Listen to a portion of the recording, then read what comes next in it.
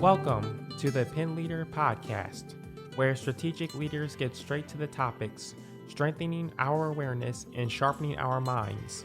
The Pen Leader Podcast is produced by Roar, a production division of Mays & Associates Ltd. Find out more at www.maysassociatesltd.com. Now here is your award-winning host, Dr. Shanda Gore. And welcome back to the Pen Leader Podcast. Today we're going to be talking about getting away your business. And so it's catchy, but what we're talking about is how vacation and time off can really turn into a business. And I have a great pair of leaders in that area. I have with me today Alicia and Nate Lawson, who are the owners and founders of the Superior Made RV Resort. They have more than 20 years experience working in this area, and it's a family-owned business. I know that they also have owned Time Away RV Resort in the past, which is an RV park that was across from NASCAR down in Talladega, Alabama. And they sold that and they made their way into Northwest Ohio to do another resort park. But I just don't want to take too much away from them because they're fantastic and they're going to tell their story. So I want to welcome both Nate and Alicia. Welcome. Welcome. Hello, everyone. Hello. Excellent. So I'm going to start off with your passion. Your passion seems to be like getting away, right? Oh, time away. We're all about time away. That's our passion. That's your passion. So tell me, how did you get started in this? Well, it's a love story, how we got started. I had a passion for camping outdoors. I met him, I was like 17. It just so happened I loved outdoors. His family camped all the time. So we just camped all the time. We just loved the outdoors together. Park was our thing. So we took time away from the kids. We called it time away. So we were like, oh, no, kids don't go camping. They're not going with us. This is our time away. That's why we named the first RV park we bought, first land we bought to build an RV resort, Time Away. That's amazing. That's how it came together. Nate, when this idea came up, because I see history is you owned other companies before this, a trucking company. You know, how did you start to think about, I want to do an RV park? Well, the truth to that story is we got into real estate. My wife put us into real estate. Call it what it is. And she put you there. He's being nice about that.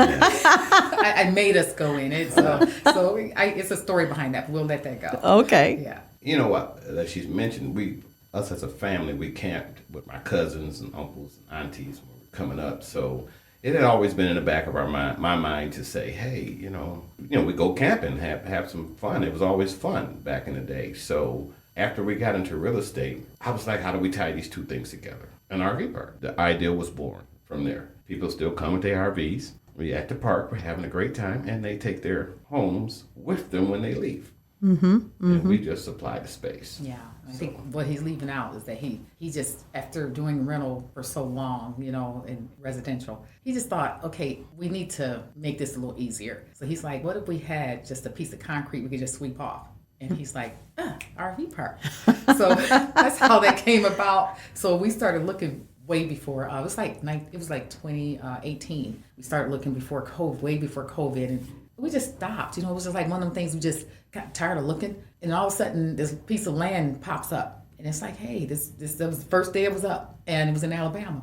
And we was like, hey, we've never been to Alabama before, not even drove through. I even drove through. Oh, wow. So, but we had some criteria. We had 4 criteria we wanted our park to meet, and it met everything. But I still put the ad down. I was like, we've never been to Alabama. Let's put it down. Well, after looking a little bit more, I brought it back up and I said, hey, honey, we need to look at this a little closer. We didn't know it was across from NASCAR at the time. So we called the real estate guy on the phone, and he said, you guys won't believe this. You're the first one that called me on it. We just posted it today. Because you're the first, we'll give you the first opportunity. He said, this is across from NASCAR. We were like, okay, we got to look at this. And that's what started it. Yeah.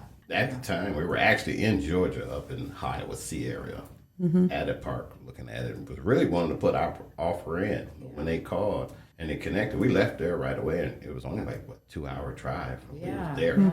Yeah. We were ready to put the offer in on the other park. So we were happy this one just came about. Yeah. See, it's amazing how things fall in place. I'm not a big believer in just coincidence, because you've made a plan and you knew You have an eye for knowing that when property is going to be a solid investment for this kind of recreational opportunity. And I would think it's very profitable to be able to do this, right? Yeah. Well, we had all those houses. We had 90% of them free and clear debt. So we knew we would be taking some of that cash to and then start the business without a lot of debt. So we try to a little bit. It's probably abnormal to have like 70% debt free with a business, and so we try to stick to that because it just he's got this thing where we got to have this peace of mind. So he's like, look, you can do whatever venture you want to do, but I got to have peace of mind. Here's what it takes to have that. So I make sure when we do our business plan that it has that in there. The only way you're going to have that is to not, debt is what kills sometimes. Yes. You sleep thinking about it and wake up thinking about it. So we really try hard to be like, what can we do to decrease, make it so we start the business and get in it without the debt. That's where the sponsorships and being creative comes in play. I think there's also that opportunity, like the value add. I talk with a number of businesses about making sure your value add is clear. And if you're from a leadership point, if you're trying to drive even within an organization, what's it in for the employees? What give back, what contribution are they making? I think you do a wonderful job of adding that into your story. Yeah. So you're right. I think I'm going to take some. We're going to pat each other back on that one because, like founding members, when we built Time Away RV Resort, we built it we were in it for income. It was supposed to replace that income that we were getting when we were cashing in on houses. However, it turned into legacy. As we were getting feedback. It turned into, wait a minute, this is something that you want to think about leaving to the kids. And so that's the street we went down. And you want to talk more about that? Because I think he loved this story. She talked about, having that peace of mind when we put something together. I'm not so hardcore to say, hey, and I don't want people to get the wrong message that there isn't going to be any debt when you're trying to do something. It's going to be there. But you want to have that at the top of your mind to say, how do I keep my peace of mind, but then understand this is just part of business. So you got to be able to have that balance. So moving forward, at this point, me and her, we've always been out here doing this stuff. Just me and her. There was no other entities. So after doing the Talladega Park area thing and then realizing this is bigger than both of us, we have to realize everything we're doing is bigger than both of us. We need help. And that's where she kept, hey, friends and family. She always said that all these years, you need money, go ask friends and family. Before you go to the bank, huh? Right. So, at this point, we're like, okay, no, we need to talk to these kids we got and see if they want to partake in this, because this could be something that could be moved on into the future, generational wealth. All of that. So now we're incorporating all that and getting the kids on board, and it just feels good to feel like you actually got somebody that's got your back and you're not by yourself. So. It's very telling when you talk about a true family business. It is you two, but you are demonstrating in action, paving the way for how you can do this and do this where they may not have considered it before. And then so they're excited. I've met your children. They're adults. I didn't say children, but they are adults. And they are really rolling up their sleeves. I've seen them, the buildings that you've owned, painting and doing carpet and getting their hands dirty to help make sure that this is part of their contribution. Yeah. And I want to recognize this too. You have veterans in your family. You are a veteran. You are, Nate, you are a veteran, and your daughter's a veteran as well. Is that right? Yes. We also have a son. He's kind of not really working with us with the businesses right now. He's off. He lives in California now. He just got back from Germany. So he's out there getting himself reestablished with another government job that, of course, he picked up through being in the military. So he's out in California taking care of that. Well, that's where I want to bring that back a little bit, because this is why I'm in love with this guy, because he really does a good job with working with our kids to, like when they were young, when they first started driving, he was that guy that went out there, like our daughters had to learn how to do, change a tire. And I don't care if you want a car, then this is what you got to know. And also, like if you're going to own these buildings, if you're going to own the park, you got to be involved. And there's a certain percentage. It's not like you can just come by and slap some dirt somewhere and walk away. It's like right. real get in there and get dirty. So he's really big on that, and I think the discipline just comes from just him as natural. That's what we kind of decreed in our family, and that's what matters. Excellent. Well, talk to me a little bit about what you're seeing about in trends, because you've owned 2 parks. You're going into another opportunity in the area with the metro parks, I understand. So can you talk about what you're seeing in trends, and what would you advise anyone who wants to be a leader in the space like this? One of the things we've seen in the trend, our generation, we went out and we bought some of the big Class A's, it's like your big charter bus, like the big bus type, they bought $200,000, $300,000. You got $1 million RVs out there. Things have changed. People are working 2 or 3 jobs now, 4 jobs. It's hard to say they will have that leisure time, to get out to an RV park and do recreational play, be able to afford it. So the trend we're seeing with generation that we like to target, the ones that want to get out for the weekend, but it's not going to be so costly. They're going to get out there and they're going to glam, make me feel like I'm a $1 trillion person for $35 or $150, and me and my kids can enjoy the weekend. So we want to provide that type of getaway, that type of superior made RV resort. When you say superior made, we're talking for the area, just not that we're better than any other park out there. I want to make that very clear. It's just that we want to make sure we're all about affordability for people. So we want to make sure we keep that in mind as we are making this happen with the new RV park, just like we did before. That's where we came with the founding members. It was $40 for life. So where other people, were at $85, $150, $65, we're at $40. If you were a founding member, you're $40 for life. That's amazing. We want to make it affordable. That's amazing. So if someone wants to get into this, what would you suggest? What are those characteristics? All right, some of the major characteristics and getting into this space is location, location, location.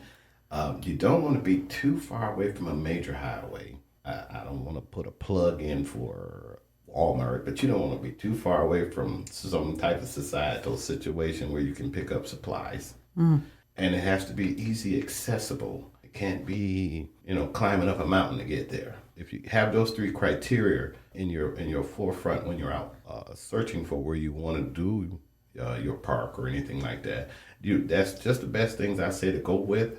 Because there's a lot of folks that own property. They got 80 acres, 40 acres. But it's not strategically located to where you can get the traffic you need to be a successful business. Mm-hmm. That's where I run from right there. Yeah, I think the other thing is, like your question was, to what does it take to get into it? Mm-hmm. It definitely takes some grit. You got to be ready to. We got to get in there and get it done. You have some skills. We're going to have some skill. So we did, like the back end stuff. I mean, he saw me get up at 3 a.m. and getting our website together, getting paperwork done. And then I got to be the person who answers the phone. I had 5 jobs, And then not only that, you have to make a person feel like person's coming in. You want to make them feel like they're the only person coming. You got to answer the phone. You got to call them back. And so we're good at calling people back. I mean, if you look on Facebook, if you put a comment on Facebook, we comment back. And it's not just your automatic comment. So we take time out. I'm up at midnight responding because I think that's important. I think we don't do enough of that anymore. So I try to make sure we give that customer service that we were used to getting back in our day.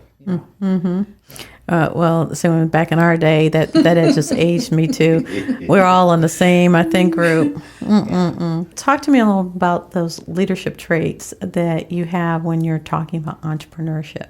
Because what I'm hearing is a determination, and I'm hearing a level of being able to have everyone on board in agreement. And I would think there's been times when you may not have always agreed. Okay, see, what you can't see in the room is the eye looks. You can't see them. And I'm just sharing that they're there. So especially when you're in business and it's family business, right? Can you give some pointers to those out there that are entrepreneurs that have family business? And then what are the top 3 things that you would recommend for them to think about? I think we both could speak on this and really just share. For me, working with my daughters, there were complications on both ends. I'm the mom, so I'm coming in demanding it's going to be like this.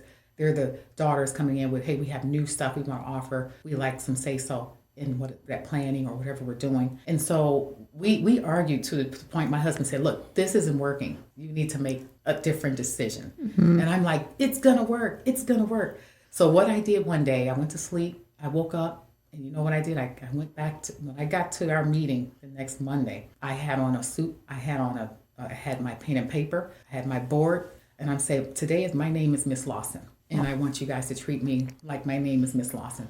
You can't be a colleague at this time because right now we have something we want to show you. I need to set a baseline as Miss Lawson. I want to be respected as Miss Lawson, not your mom. So we're going to change our names. Dad is not Dad anymore when he's here. He's going to be Mr. Lawson. Okay. So we did change everybody's name, and that brought calm. It brought understanding. And now we respected each other both ways. And now we haven't had any problems since then. Now we know how to communicate. We had to get rid of some words you can't use anymore. All, we, some of those things. I mean, all and always. You know, it's like, get rid of those words. Let's really be diplomatic when we're talking to each other. You know, Exactly. like, and you're gonna be respectful. You're gonna do it differently. I respect what you're saying is you built in some real good professional etiquette on how we're going to come in, and when you use those words, you go through the demonstration of it. It helps, right, to have that separation so that people don't feel. Also, unfortunately, here this is people taking advantage of the relationship, and so you set some boundaries. Yeah. That's fantastic. So thank you. Boundaries.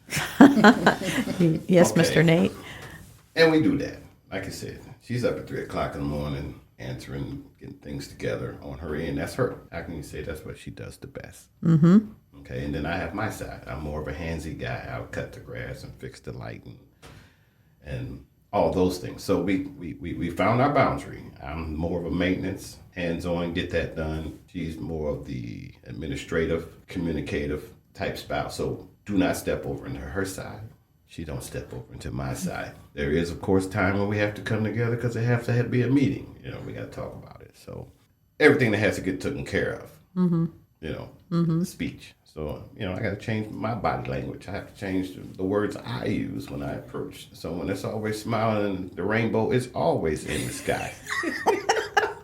That's right. And, I love the demonstration. The rainbow is always in the sky. It's always in the sky. So really you're saying is that in their team here, there is going to be someone that's going to be the positive and who might be more that optimism and the pessimist. That kind of, is that what I'm hearing? Well, I think too, you said that perfectly. I think you did a good job with that. One of the things that we had to make clear is that just because you're positive don't mean you're not looking at the possibilities of doomsday on things. And I think that was a misunderstanding. Like, oh, if you're always positive, you're never thinking of the things that could go wrong. Now that falls on my shoulder to think about that. And it's like, no, I worry. It just looks different. And he said, well, you never share that with me. And I said, you know what? You're right. I never share that part with me. I guess because I don't want to talk about that part because it takes me to a place. But now that I know I have someone to share that part with, that's new in our relationship, by the way. So I could share that with him. So I want to point something out when you say it's new in your relationship. For those that may not realize, how many years have you been married? It'll be 34 years. This year, yeah. So note to selves is that it doesn't matter even the length of marriage. You're always growing in the marriage. And you had this with business as you grow with your business. So when you said it was new, it's new to the relationship even. And although you've been together for for decades. It is because you change into a different person. We say it every 2 years, but I think it's more like every year. Every 6 months, it's like you're different, and it's like respecting that new person is always scary. I know it's scarier for him than it is for me. I like the change, but for him, he's like, just leave it. We'll leave it alone. Just leave it like it is, and we're good. It's like, no, we got to go to the next level, Nate. We got to change. So when we do change, it's disruptive sometimes, and so now we got to go through that period. Okay. Perfect example. This stage of my life, I don't drink, I don't smoke. I've done all that stuff all my life. I don't do that now. So this is new. It's change. Yeah. Yeah. Absolutely. Well, I can't thank you enough for coming on and actually sharing all of that information. I think that it's important. I don't think people really realize how much work there is into creating a space where others can relax Yeah. and be themselves or feel that they can be superior in their space, right? And I think that's a great name. I'm looking forward to hearing more about Superior Made RV and hearing the new relationship with the Metro Park. So I can't thank you both enough for coming on and sharing your wisdom and your experience. Thank you. Yes, Well, thank thank you. you. Do I have enough time to thank you? Do we have enough time to thank you? I just want to say that, like we were talking about, this wouldn't be, I don't think this would have happened as it all came in place without meeting you. Just the fact that, you guys kind of pushed our ideas, and you made me go to that Rotary. You gotta come. And that's where I met Dave, Metro Parks director, and it took off from there. So we got to thank you. Well, I appreciate it, but I definitely not something that I think about. It's just making connections. So thank you. Thank you. Thank you. And thank you to our listeners. And if you have any input or thoughts, suggestions, you can send them in at info@mazeassociatesltd.com. And of course, until next time. The Pen Leader podcast is hosted by Dr. Shanda Gore and brought to you by Maze and Associates Ltd, creating customized solutions for growth in the areas of leadership development, strategic planning, and culture building. Find out more at www.mazeassociatesltd.com. Don't forget to subscribe to the Pen Leader podcast and share with others.